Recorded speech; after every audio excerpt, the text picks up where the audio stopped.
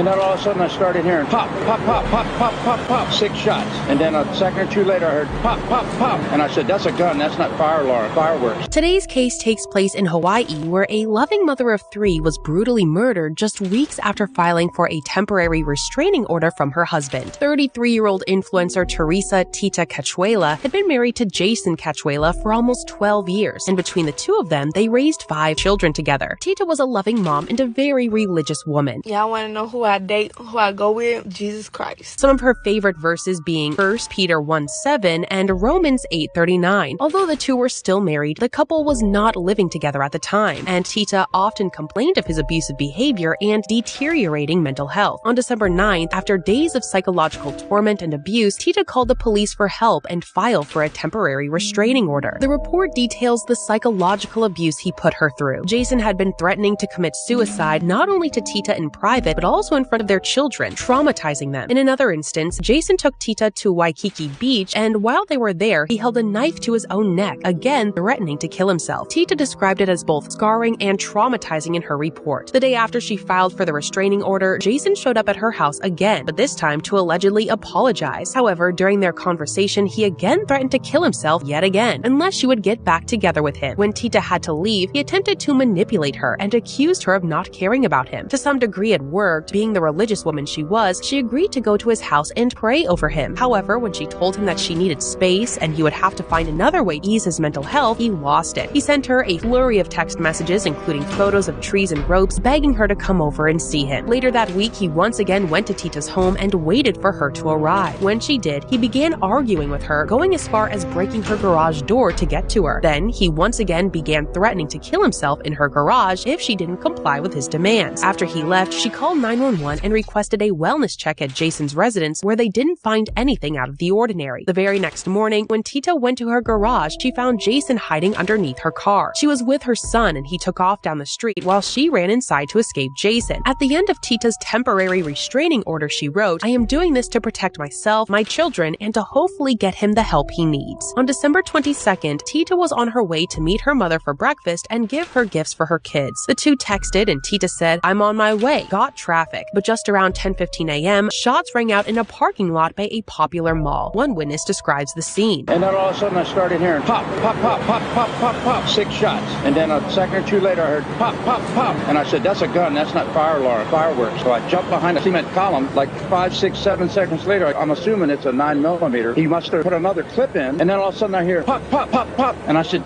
that's like 12 bullets. And then I crouched down and ran out of the parking lot. The whole area was immediately locked down, and the Hawaii Police Department immediately launched an investigation where they found a woman fatally shot with her surviving daughter sitting by her side. Tragically, the deceased woman was confirmed to be Tita Cachuela, and the girl, her young daughter, who witnessed the horrific act. Her youngest daughter is the one that tragically saw everything. How she live? She doesn't believe it. She doesn't believe her mom is gone. I don't believe it. The suspect had fled the scene, but it didn't take long for the Hawaii Police Department to name Jason as a suspect and hunt him down. The suspect, a 44-year-old male, identified as Jason Cachuela, fled the scene and was later found dead in an area behind a Waipahu residence. It's been reported that due to the restraining order, Jason was ordered to turn over all of his firearms, and it's still unclear how he got a hold of the murder weapon. Tita and Jason shared 5 children between the two of them, and this tragic act left them parentless just days before Christmas. Tita's family knew how much Jason had tormented his wife, and her parents believed that the Honolulu Police Department didn't take the proper actions to protect their daughter. And this cycle of violence got to come to an end. I say a message to the fathers out there. Handle your sons. Get a hold of them. Treat our women with dignity and respect that they require. If the system could be fixed, that man could have been in jail and my mom couldn't have been killed. Her mother took to Instagram to tell her side of the story, saying the justice system failed her. The community has rallied around Tita's family, and a GoFundMe has been organized to support her children. If you or a loved one is a victim of domestic violence, please reach out to this hotline for help.